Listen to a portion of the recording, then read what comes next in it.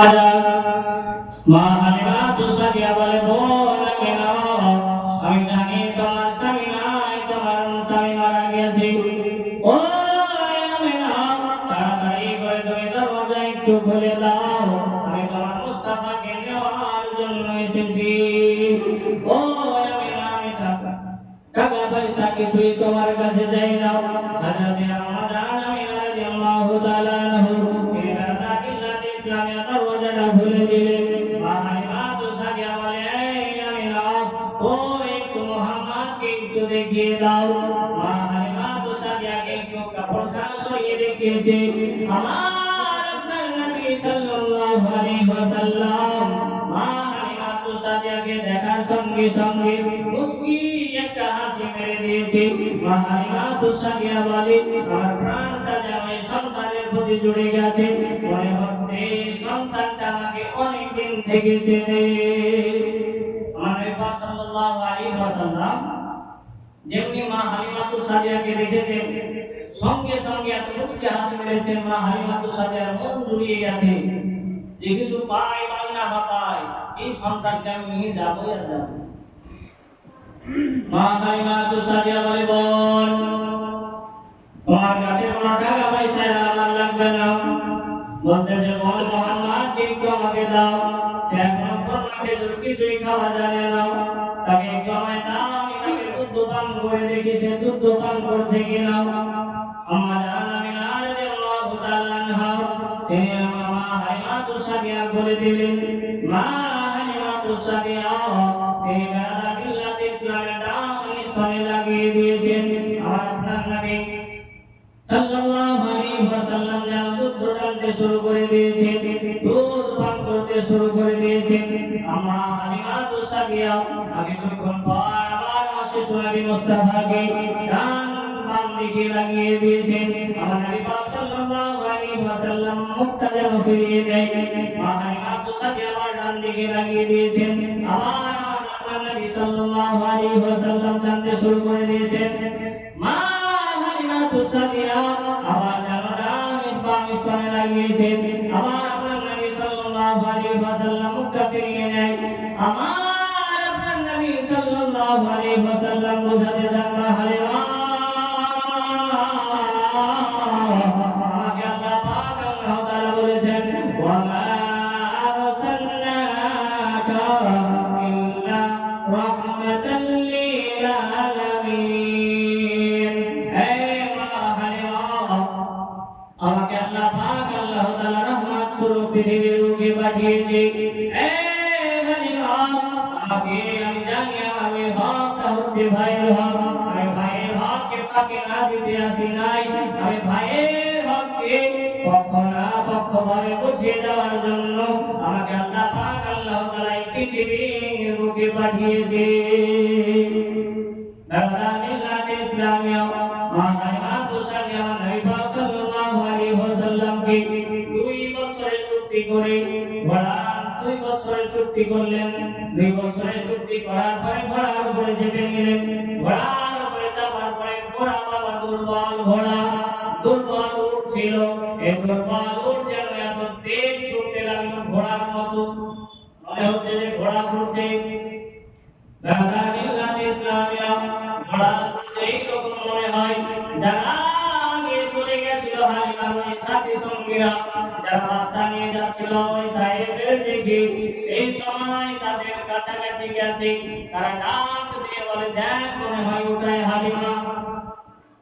ওরা বলছে যে হ্যাঁ, এটা হালিমা হতে পারে। বলছে, এটা যদি হালিমা হয় কেমন ভাবে হবে? হালিমা তো দুর্বল, উঠনি, চলতেই পারছিল না। বলছে যে ওটা হালিমা হবে না, আপনাকে হবে। যেমনি কাছাকাছি এসেছে, বলছে যে সত্যিকারই তো হালিমা। বলছে, হালিমা, কি ব্যাপার, তোমার ওটা তো তেজ হয়ে গেল কেন? তুমি কি তোমার ওটা কারো গোহালে ভরে দিয়েছো আর ভালো ওটা নিয়ে চলে এসেছো নাকি? বলছে, দেখ, আমি কার উট নিতে যাব? আমার এই ওই উটটাই আছে, এটা আলাদা কোনো উট নয়। দাখিলাত ইসলামিয়া তিনারা তায়েফ শহর পৌঁছে গেলেন। মা হালিমা তুষাদিয়া তায়েফ শহরে পৌঁছানোর পর হযরতে মা হালিমা তুষাদিয়া তিনার স্বামীকে আমার নবী পাক সাল্লাল্লাহু আলাইহি ওয়াসাল্লামকে দিলেন। দেওয়ার পরে বলে, ও আমার স্বামী, তো এই সন্তানটাকে বাহির থেকে ঘুরিয়ে নিয়ে আসুন। আমি দুইটা দোলনা করে নিই, একটাতে শিশু মুস্তাফা দোলনা খাবে আর একটাতে আমার সন্তান দোলনা খাবে। এনার স্বামী বেড়াদার মিল্লাতে ইসলামের বাইরে নিয়ে গেলেন। বাইরে যাওয়ার পরে কিছুক্ষণ পর আবার যেন ঘুরে চলে আসে। বলতেছে, কি ব্যাপার, আপনি চলে এলেন কেন এত তাড়াতাড়ি? বলতেছে, হালিমা, এই সন্তানটার কিছু একটা লক্ষ্য করলাম আমি। এই সন্তানটা সাধারণত সন্তান আমাদের মতো, যেমন আমাদের সন্তান হয় ওই রকম এই সন্তান নয়। বলতেছে, কি দেখলেন আপনি? বলতেছে, হালিমা, আমি এই সন্তানটাকে যখন বাহিরে দিকে নিয়ে গেলাম, সেই সময় আমি দেখি এই সন্তানটার চেহারাতে যদি রোদ এসে পড়ে, আসমানের বাদলগুলো যেন এসে ছায়া করে দেয়। সুবহানাল্লাহ। মিল্লাত ইসলামিয়া আম্মা জান হালিমা তুসাদিয়া বলছেন, আপনি এখনো বুঝতে পারলেন আমি সেই মক্কা শহরে বুঝেছি। বলছে, কি করে বুঝলি, আমাকে বললি না কেন? বলছে যে, শুনুন, আমার ডান স্থানে দুধ আসতো না। আমি শিশু মুস্তাফাকে যখন আমার ডান স্থানে লাগালাম, সেই সময় আমি দেখি যে আমার স্থান পরিপূর্ণ হয়ে গেল। সুবহানাল্লাহ। মিল্লাত ইসলামিয়া একদিন, দুই দিন, তিন দিন, চার দিন, এইভাবে হালিমা তুসাদিয়ার বাড়িতে যেন বরকতার বরকতে লোট লেগে গেল। মা হালিমা তুসাদিয়ার ছাগল গেল যেন মোটা হতে লাগলো। সেই সময়তে আমরা জাতে যদিও মুসলমান হই, মনে একটু হিংসা বেশি, ঠিক কিনা? সেই সময়তে পাড়াতে যে মহিলাগুলো ছিল, আমাদের যা হিংসা হয়, মা বোনদের চাইতে মা বোনদের একটু বেশি হয়, ঠিক না? মা বোনদের একটু হিংসা মনে বেশি হয়। সেই সময় পাড়া প্রতিবেশীরা ভাবছে যে হালিমা এত বেড়ে যাচ্ছে কি করে, হালিমার ছাগল দিন দিন বেড়েই চলে যাচ্ছে। আচ্ছা, আমরা ভেবেছিলাম মনে হয় পেছন দিক থেকে বম মারছে নাকি, যে আমাদের মারবে না, এদিকে বমটা মারিয়ে না। মিল্লাত ইসলামিয়া তখন তারা দেখলো যে হালিমার যেহেতু বাড়িতে এখন বরকত চলতে লেগেছে, তো হালিমাকে একান্নটা দেখবেন যে পাড়ার মধ্যে যে ঝগড়া থাকে, থাকে কি থাকে না? এই গ্রামের মানুষ হয়তো ভালো, মহিলারা ভালো, মা-বোনেরা ভালো, কিন্তু আমাদের ওদিকে একান্নটা থাকে ঝগড়ালের পেটি ঝগড়া। ওই ঝগড়া কি বললো, পাড়াতে যত মহিলা ছিল সবাইকে এক জায়গায় করেছে, চল আজকে হালিমার সঙ্গে ঝগড়া করবো। বলছে, কোন কি দিয়ে ঝগড়া করবা? হালিমা তো খুব ভালো মানুষ, ভালো মহিলা, কারোর সঙ্গে দোষ কোনোদিন করেন আগে, কি নিয়ে ঝগড়া করবা? দোষ তো থাকা দরকার, তাতে এমনি কি ঝগড়া করবা? বলতে, তোরা শুধু আমি যাই বলবো তোরা শুধু হো দিবি, বুঝতে পারিস আর নাই পারিস, শুধু হো দিবি। বলছে, ঠিক আছে। গেছে হালিমার কাছে, হালিমাকে গিয়ে বলছে, হালিমা, বাড়ি থেকে বের হয়ে এসো। হালিমা তুসাদিয়া খুব শান্ত মেয়ে, বাড়ি থেকে বের হয়ে এলেন। বের হয়ে আসার পরে বলছে, হালিমা, তোমার সঙ্গে ঝগড়া করবো। বলছে, ঝগড়া? তোবা তোবা, ঝগড়া কি ভালো জিনিস? ঝগড়া ভালো জিনিস না। বলছে, ঝগড়া করবো। বলছে, আমি তো ঝগড়া করবো না। বলছে, না হালিমা, রাত্রিবেলায় তুমি যখন ঘুমাও তখন লাইটের আলোটা বন্ধ করো না কেন? তোমার লাইটের আলোর কারণে যে পুরো গ্রামবাসীর চোখে গিয়ে রাত্রিবেলায় লাগছে, আর ঘুম যে ভালো হয়েছে না, লাইটটা কেন বন্ধ করো না? আমাদের তেল জ্বালানোর জন্য বাড়িতে তেল না, লাইট জ্বালার জন্য আপনি সারা রাত ধরে বাড়িতে বাতি জ্বালাও কেন? বলতেছে, বোন, আর তারা আশেপাশে যারা ছিল তারা বলছে, ঠিক ঠিক বলেছেন, যে আমাদেরও চোখে ঘুম হয় না। এদিকে ওদের বাড়ি হয়তো আলো যায় কি যায় না, ওরা বলছে আমাদের বাড়িতেও ঘুম হয় না। বলছে, হালিমা বলছেন, যে বল যে আলোটা একভাবে জ্বলতে থাকে না, মাঝে মাঝে বন্ধ হয়ে যায়। বলছে, আলোটা একভাবে জ্বলতে থাকে না, আলোটা মাঝে মাঝে বন্ধ হয়ে যায়। বলতেছে, বল শোন তাহলে, শিশু মুস্তাফা যাকে তোরা এতিম বলে ফেলে রেখে চলে এসেছিলি, আমি হালিমা তাকে ফিরিতে নিয়ে এসেছি। ফিরিতে নিয়ে আসার পরে সে বাচ্চা ছেলে খেলাধুলা করার সময় রাত্রে বেলায় আমি তাকে চাদর দিয়ে ঢেকে রাখি রে বোন। চাদর দিয়ে যখন ঢেকে রাখি, বাচ্চা ছেলে হাত পা নাড়াতে নাড়াতে তার চেহারা থেকে যখন চাদরখানা সরে যায়, সেই সময় ওই আলো তোর বাড়ি চলে যায়। জোরে বলুন সুবহানাল্লাহ। বলছে বোন, এটা তো আমি বন্ধ করতে পারবো না, এটা হচ্ছে আমার বেটার চেহারা, এটা বন্ধ করা যাবে না। সন্তানের অবস্থাতে বন্ধ করা যায়, লাইট মাইক হলে বন্ধ করে দিল, বন্ধ হয়ে গেল, বাতি হলে নাকি বুঝিয়ে দিল, বন্ধ হয়ে গেল। কিন্তু সন্তানের আলো এমন ভাবে বন্ধ করবে, ওর জিগার বিষ জিগাই থেকে গেল, বাড়ি চলে গেল। বাড়ি যাওয়ার পর এবার তার ছাগল যারা চড়াতো তাদেরকে বলছে, তোরা কি করে ছাগল চড়াস? তোদের আমাদের দেখছি যে ছাগল গুলা মোটাই হয় না, আর হাড়িমান ছাগল গুলা দিন দিন মোটাই হয়ে যাচ্ছে, আর আমাদের ছাগল গুলা যে চামড়া যে হাড়ি থেকে যাচ্ছে, ওরা বলছে যে মোটা হয় না, কিন্তু বাবা পেটে পাথর ভরে দেবো। তাও তো ঠিক, মোটা হচ্ছে না, তুমি করে পেটে পাথর ভরে দেবে। বলছে শোন, হাড়িমান যে ছাগল যেখানে ঘোরাফেরা করে ওইখানে ছাগল গিয়ে চড়াবি, আর হাড়িমান বেশ ছাগলের পিছনে পিছনে ঘোরাবি, ছাগল অটোমেটিক মোটা হবে, অটোমেটিক মোটা হবে। ছাগলকে দানা লাগবে, ছাগলকে মোটা করানোর জন্য ছাগলকে দানা প্রয়োজন। দাদা মিল্লাত ইসলামে কয়েকদিন ওইভাবে গেল, তাও হালিমালি ছাগল মোটা হয়ে যায়, আর গল্প তো হয়, তাদের ছাগল গল্প হয় না।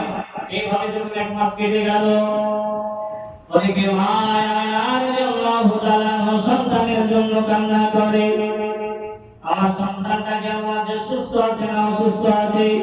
তিনি দাদা মিল্লাত ইসলামে কান্না শুরু করেছে। হযরত আব্দুল মুত্তালিব তিনার একটা সন্তানকে ডেকে বলতেছে, আব্বা তুমি তায়েফ শহর চলে যাও, তায়েফ শহর গিয়ে আমার কথা কেমন আছে, তোমার ভাতিজা কেমন আছে, খোঁজ খবরটা একটু নিয়ে আসো। বলতেছেন হালিমা বাড়িতে বসে বসে কান্না করে, ও বেটা, আমি হালিমাকে পাঠাতাম, কিন্তু মহিলা মানুষ একাই যাওয়া তো যাবে না। বলতেছে আব্বা তাহলে একটা তলোয়ার দেন। বলতাম তলোয়ার কি করবে তুই? বলছে আব্বা তলোয়ার দেন, যদি তলোয়ার থাকে আমার কাছে তাহলে বুকে বল থাকবে, রাস্তা দিয়ে যাবো, কেউ যদি আমাকে মারতে আসে তাকেও মারতে পারবো। তলোয়ার নিয়ে হযরত আব্বাস ওই তায়েফ শহরের দিকে রওনা হয়ে গেলেন। তায়েফ শহর যাওয়ার পরে হযরত আব্বাস তো হালিমার বাড়ি চেনে না, হালিমার বাড়ি হযরত আব্বাস চেনে না। হযরত আব্বাস বলছেন কোন মানুষকে বাবা হালিমার বাড়িটা জিজ্ঞাসা করবো, হালিমার বাড়ি কোনটা, হালিমার বাড়ি তো আমি চিনি না। সেই সময় দেখছে একজন মহিলা ওই রাস্তা ধরে চলে আসতেছে, আস্তে আস্তে আস্তে আস্তে ওই মানুষটাকে বলছে, দাঁড়াও মহিলা, বোন একটু তুমি দাঁড়িয়ে যাও। বলতেছে কি হলো? বলছে যে হালিমার বাড়ি কোনটা, আর কোনটা কোন ওই মহিলা ঝগড়া বেটি ঝগড়া, আর পেয়েছে তো পেয়েছে কোকি সামনে পেয়েছে জিজ্ঞাসা করার জন্য। বলছে যে হালিমার বাড়ি কোনটা একটু বলো। বলছে কেন? বলছে যে এর লাগে আমি আসলে সঙ্গে কথা বলি না, তোমাকে হালিমার বাড়ি জিজ্ঞাসা করলাম, হালিমার বাড়িটা দেখিয়ে দাও, তাইলে ঝামেলা শেষ না। বলছে কেন বাড়ি কোথায়? বলছে সব বাড়ি থেকে মাসুদ হয়ে গেছিস, আমার বাড়ি হলো মক্কা শহরে, ওই হালিমার কাছে আমার ভাতিজা আছে, এই খোঁজটা নেওয়ার জন্য এসেছি। ও বলছে বাহ, এবার ভাত পাওয়া গেল। হালিমা খুব বাড়াবাড়ি ছিল সন্তানের লেগে, তিনকে এবার আমি এমন ভাবে তাল করে বলবো ওই সন্তানটা হালিমার কাছে আর একবার নিয়ে চলে যাবে। বলছে দাদা ওই মেয়েকে সন্তান দেয়। যে কেন? বলছে ওই সন্তান সারাদিন ছাগল চড়িয়ে বেড়ায়, আর তোমার ভাতিজাকে ছেড়ে দেয়। বলছে ভাতিজাকে ছাগল ঠেলিয়ে যায় না? বলছে নিয়ে গেলে কোনো ব্যাপারই ছিল না। বলছে ফিরে যায়, সারাদিন কান্না করে, এদিকে সব মিথ্যে কথা। বলছে যেমন ভাবে বলছে আগে আস্তে আস্তে লাগছে যে ভাতিজা আমার এরকম আছে। বলছে ভাই কি বলবো, কেউ দোলনা দেওয়ার মতো লোক নাই। সেই সময় হযরত আব্বাস রাগান্বিত হয়ে বলতেছে, বোন হালিমার বাড়ি একটু দেখিয়ে দাও। ওই হালিমাকে আমি যে তরোয়ার নিয়ে এসেছিলাম ওই তরোয়ার দিয়ে আমি হালিমার গর্দান থেকে দেহ আলাদা করে দেব। হযরত আব্বাস বললেন ওই হালিমা কখন আসে একটু বলো। বলতেছেন সূর্য একটু ডোবার আগে হালিমা দেখবে ছাগল নিয়ে চলে আসে। সেই সময় কি হলো, হযরত আব্বাস ওই হালিমার বাড়ির সম্মুখে গিয়ে বসে গেলেন। এক ঘন্টা, 2 ঘন্টা, 3 ঘন্টা পার হয়ে যায়, হালিমা আসে না। যেমনি সূর্য ডোবার সময় হয়েছে, দেখা যায় যে একজন মহিলা ছাগলগুলো যেন ধরিয়ে নিয়ে চলে আসতেছে। হযরত আব্বাস বুঝতে পারলেন ইনি হচ্ছেন হালিমা হতে পারে। বলতেছেন এই মহিলা তোমার নাম কি হালিমা? বলতেছে হ্যাঁ আমার নাম হালিমা। কেন কি হলো? বলতেছে এই আব্বাস আমি হলাম আব্বাস, আমার বাড়ি হলো মক্কা শহরে, আমি মক্কা শহর থেকে এসেছি এখানে, আমার ভাতিজা তোমার কাছে আছে। এই হালিমা শুনলাম তুমি নাকি আমার ভাতিজাকে সারাদিন দোলনাতে দুলিয়ে খাও, দোলনায় দাও না, দোলনা বন্ধ হয়ে আছে, আমার ভাতিজা কান্না করে। মা হালিমা তো সাদিয়া বলছেন দোলনা হিলছে। বলছে আশ্চর্য ব্যাপার, শেষ করে দেবো নাকি? বলেন ইসলামিয়া। হযরত আব্বাস বলছে দোলনা বন্ধ আছে হালিমা। হালিমা বলছে দাদা দোলনা বন্ধ নাই। বলছে হালিমা হতেই পারে না, আমি এখানে 3 ঘন্টা ধরে দাঁড়িয়ে আছি, দোলনা যদিও কেউ দোলাতো বন্ধ হয়ে যেত 3 ঘন্টা, দোলনা হবে না, দোলনা বন্ধ হয়ে যাবে। বলছে হালিমা যদিও কেউ দোলনা দোলাতো তাহলে বন্ধ হয়ে যেত, কিন্তু আমি এখানে 3 ঘন্টা ধরে বসে আছি, কেউ ঘরের ভিতর ঢুকলো না, তুমি কেমন ভাবে বললে যে দোলনা চলছে? বলছে ভাই আমি আপনার সঙ্গে ঝগড়া করবো না, আপনি হলেন পুরুষ মানুষ, আমি হলাম মহিলা মানুষ, দরওয়াজাটা খুলবো, আপনি দেখে নেন যে আপনার ভাতিজার দোলনা হিলে না দাঁড়িয়ে আছে। তালার ভিতরে চাবি করেছে, তালা খুলে দেবে, সিংহের নাম হবে, দরওয়াজা খুলে দেবে, সব কিছু প্রকাশ হয়ে যাবে। আল্লাহ পাক আল্লাহ তাআলা জিবরিলকে বলে জিবরিল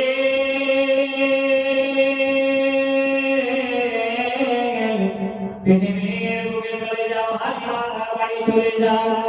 আল্লাহ পাক এখন হালিমার বাড়ি যাবো কেন? জিবরিল তাড়াতাড়ি করে তুমি হালিমার বাড়ি চলে যাও। হালিমার বাড়ি যাওয়ার পরে ওই শিশু মুস্তাফা আমার হাবিব শুয়ে আছে, তার দোলনাটা একটু দুলিয়ে দাও। হযরত জিবরিল আমিন হালিমার ঘরে চলে এলেন। হযরত জিবরিল আমিন আসার পরে আমার শিশু নবী মুস্তাফার দোলনাটা যেন দুলিয়ে দেয়। আমার নবী সাল্লাল্লাহু আলাইহি ওয়াসাল্লাম বলে এই জিবরিল তুমি শুধু আমার দোলনাটাই দোলাবে, তুমি আমার ভাইয়ের দোলনাটাও দুলিয়ে দাও। জিবরিল আমিন বলে ইয়া রাসূলুল্লাহ ইয়া হাবিবাল্লাহ নবী গো, আমাকে আল্লাহ পাক আল্লাহ তাআলা হুকুম দিয়েছে শুধু মাত্র আপনার দোলনাটা দোলাতে। আমার আল্লাহ নবী সাল্লাল্লাহু আলাইহি ওয়াসাল্লাম বলে জিবরিল তুমি কি কোনদিন আল্লাহকে দেখেছো? তুমি কি আল্লাহ আমার ব্যাপারে কিছু জানো? এই জিবরিল লাউলা মুহাম্মাদুর উম্মাতুহু, আল্লাহ পাক আল্লাহ তাআলা হাদিসে কুদসির মধ্যে বলেন লাউলা মুহাম্মাদুর উম্মাতুহু, তুমি যদি মুহাম্মদ এবং তার উম্মতকে না বানাতাম, তামা খলাকতাল জান্নাত আল্লাহ জান্নাত বানাইতাম না, ওয়া শামস আমি আল্লাহ সূর্য বানাতাম না, ওয়া কমার আমি আল্লাহ চন্দ্র বানাতাম না, ওয়া লাইল আমি আল্লাহ রাত বানাতাম না, ওয়া নাহার আমি আল্লাহ দিন বানাতাম না, ওয়া লা মালাকান আমি আল্লাহ কোন ফেরেশতা বানাতাম না, ওয়া লা নবিয়্যাও আমি আল্লাহ কোন নবীও বানাতাম না। যা কিছু পৃথিবীর বুকে ধরা আমি বানিয়েছি সব আমার হাবিবের ওসিলায়। জোরে জোরে বলুন সুবহানাল্লাহ। এই আমার বেরাদার মিল্লাত ইসলামিয়া, নবীকে যদি মহব্বত করতে হয় আবু বকরের মতো মহব্বত করতে হবে, নবীকে যদি মহব্বত করতে হয় উসমান গনির মতো মহব্বত করতে হবে, নবীকে যদি মহব্বত করতে হয় তাহলে হযরত ওমর ফারুকের মতো মহব্বত করতে হবে, নবীকে যদি মহব্বত করতে হয় তাহলে জিন্নাতের মতো মহব্বত করতে হবে, নবীকে যদি মহব্বত করতে হয় তাহলে হাসান এবং হুসাইনের মতো মহব্বত করতে হবে, নবীকে যদি করতে হয়, আম্মা জান ফাতেমা জোহরার মতো মহব্বত করতে হবে। নবীকে যদি মহব্বত করতে হয় রে বাবা, তাহলে ওয়াইসুরনির মতো মহব্বত করতে হবে। মারার পরে কবরে জান্নাতি জান্নাতি। দাদা মিল্লাত ইসলামিয়া মা হালিমাতু সাদিয়া বলে ভাইয়ের দরজা খুলে হযরত জিবরিল আমিন তেনার ভাইয়ের দরজাটা খুলিয়ে দিলেন। জিবরিল আমিন আবার চলে গেলেন, বললেন যে তালা মারা ঘরে। জিবরিল এলো কোন দিক থেকে? ফারিস্তাদের আসার জন্য কোনো জায়গার প্রয়োজন হয় না। যদি জায়গার প্রয়োজন হতো তাহলে কবরের মধ্যে মানুষ যখন রাখা হয় সেই সময়তে ফারিস্তা আসে না? আসে না? কোনো জায়গা থাকে খোলা? কোনো খোলা থাকে না, তবুও ফারিস্তারা ঢুকে যায়। ঠিক ওই রকম ভাবে জিবরিল আমিন মা হালিমাতু সাদিয়ার বাড়িতে গিয়েছিলেন। রাদা মিল্লাত ইসলামিয়া মা হালিমাতু সাদিয়া যেন তালা খুলে দিলেন, সেগুলি নামিয়ে দিলেন, দরজা খুলে দিলেন। হযরত আব্বাস বলে, বোন তুমি আগে চলো, তুমি আগে চলো বোন। মা হালিমাতু সাদিয়া বলে, ভাই আমি আগে যাব না, আপনি আগে চলেন। বলে মেয়েদের পায়ে পায়ে দোষ হয়, বলতেছে আমি এখন যদি ঢুকি তাহলে আপনি বলবেন যে হালিমা তুমি হয়তো দোলনা দুলিয়ে দিয়েছো, তাই আমি আপনার আগে যাব না। এই ভাই আপনি আগে চলেন। হযরত আব্বাস ঘরে ঢুকলেন, দেখেন দোলনা অটোমেটিক দুলতেছে। ওই দোলনা কে দোলায়? বলে হালিমা আমি একজন পুরুষ মানুষ হয়ে তুমি মহিলার কাছে আমি হেরে গেলাম। হালিমা আমি এখান থেকে 3 ঘন্টা ধরে বসেছিলাম, এই দোলনা দোলালো। দোলনা তো দোলার কথা হতে পারে না, এই দোলনা তো থেমে যাওয়ার কথা হতে পারে। সেই সময় হালিমাতু সাদিয়া বলে, আমি মাঝে মাঝে যখন কাজে কর্মে ব্যস্ত হয়ে যাই সেই সময় দেখি আপনার ভাতিজার দোলনা যেন আল্লাহর ফেরেশতা দুলিয়ে দেয়। এই জন্য তো সাহেব বলেন, দোলনাতে দোলনাতে দোলনাতে দোলনাতে দোলনায় দোলনাতে যেথায় নবী ঘুমায়। জোরে জোরে বলুন সুবহানাল্লাহ। দোলনাতে দোলনাতে দোলনাতে দোলনায় দোলনাতে যেথায় নবী ঘুমায়। ফারিস্তারা যাই আসে, ফারিস্তারা যাই আসে, থাকে নবী পাহারায়, থাকে নবী পাহারায়। দোলনাতে দোলনাতে দোলনায় দোলনাতে হায়, যেথায় নবী ঘুমায়। হাজিরা হজে যাই কালো কাবা ধরে কয়, হাজিরা হজে যাই কালো কাবা ধরে কয়, হাজিরা হজে যাই কালো কাবা ধরে কয়, বড় গন্ধা মাপ চায়, বড় গন্ধা মাপ চায়। দোলনাতে আমার সঙ্গে পারবেন না দোলাতে দোলাতে বলতে, একটু আস্তে আস্তে বলেন। দোলনাতে দোলনাতে দোলনাতে দোলনায় দোলনাতে হায়, যেথায় নবী ঘুমায়। দাদা মিল্লাত ইসলামিয়া হযরত আব্বাস